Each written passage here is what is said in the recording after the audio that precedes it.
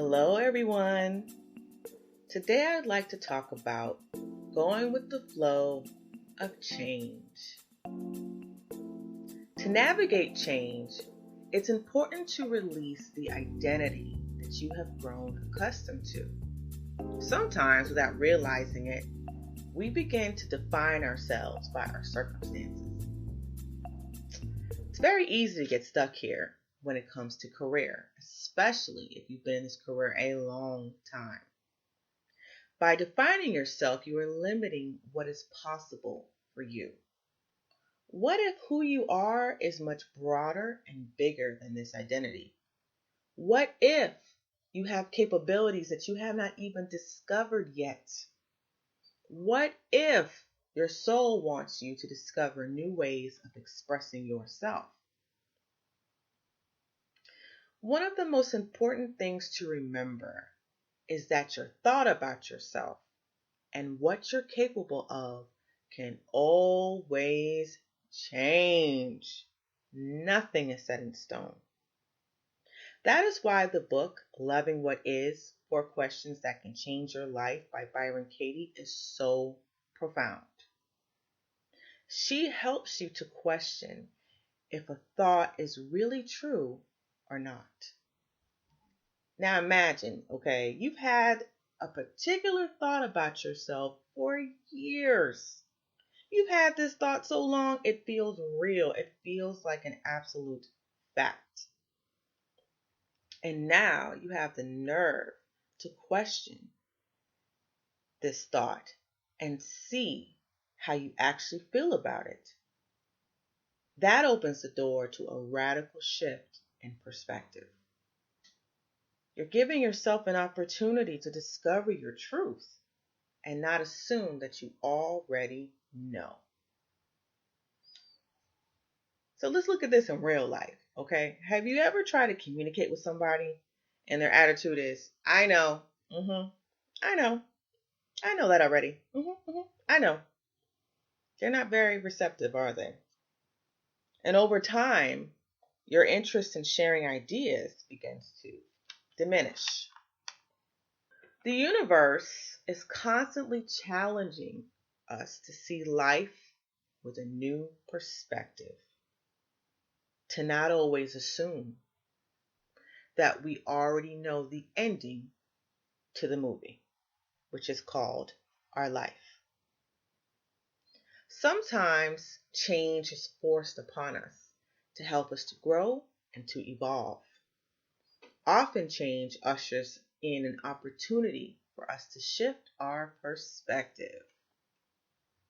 Whenever you believe something is set in stone, or that's just the way it is, it means that somewhere our awareness is shut down to new possibilities.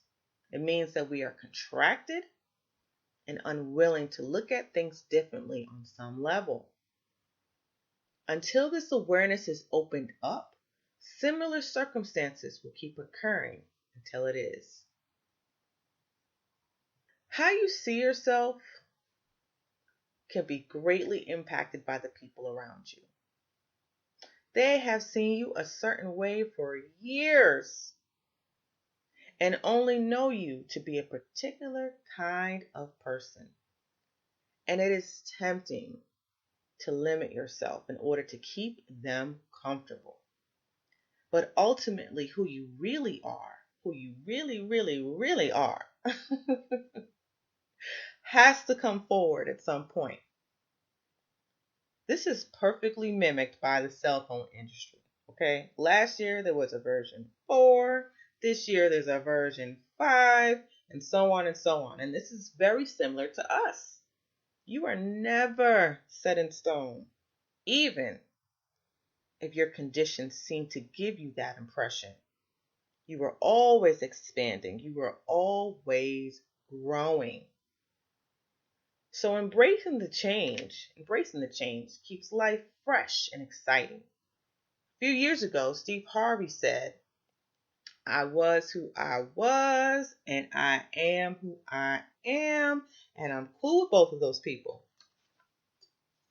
He was expressing his acceptance of his evolution, his constant state of change.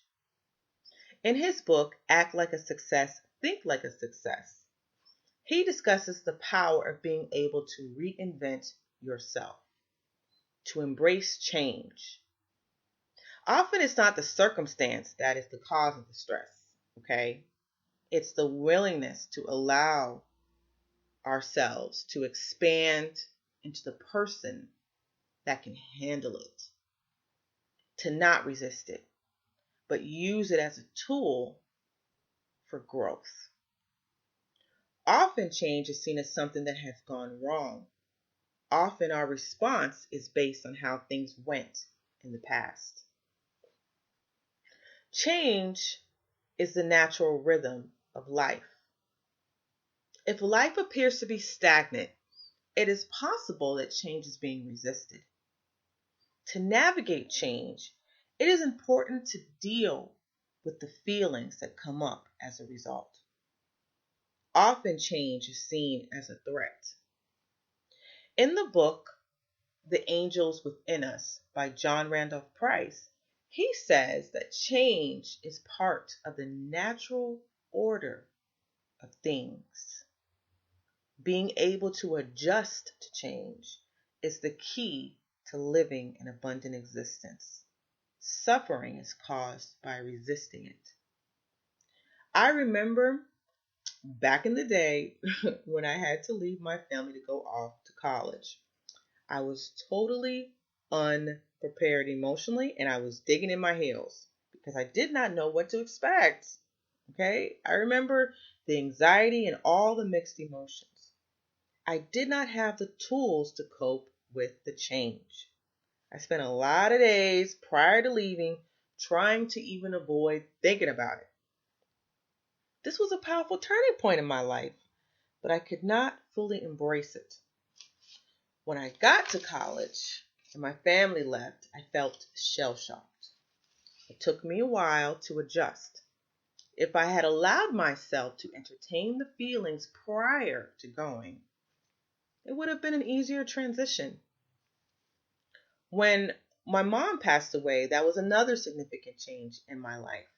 I knew she would pass soon because, she had been sick for a while, but I was resistant to the change. I was hoping that by some miracle that this change would not occur. And I refuse, okay? I refuse to even entertain thoughts of her passing away. And when it finally happened, I felt shell-shocked and lost again. A resistance to change blocks you from seeing the possibilities to allow the transition to be smoother. You do have a lot of power. You may not be able to change the circumstance, but you can change your experience of it. You have a lot more control than you think you do. Working with the angels is a powerful resource to help with transitioning through change. Simple prayers like, "Thank you, angels, for helping me to transition through this change," or "Thank you, angels, for helping me with the situation," create space to receive support, ideas, and solutions.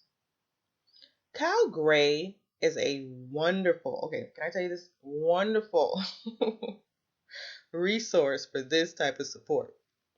He has wonderful books such as Angel Prayers that provide awesome prayers and wonderful tools to help to raise your perspective about impending transition.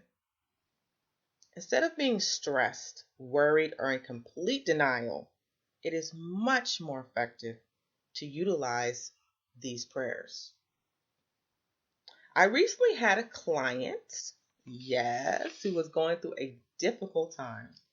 And I suggested that throughout the day to begin working with these prayers.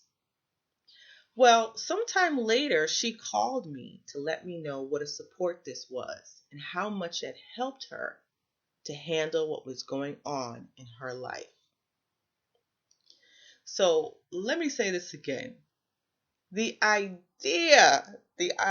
audacity that you are powerless is an illusion. You are not powerless. You are connected to a source of power that is unlimited. So I hope this comforts you or inspires you or brightens your day in some way. I hope you have a wonderful day.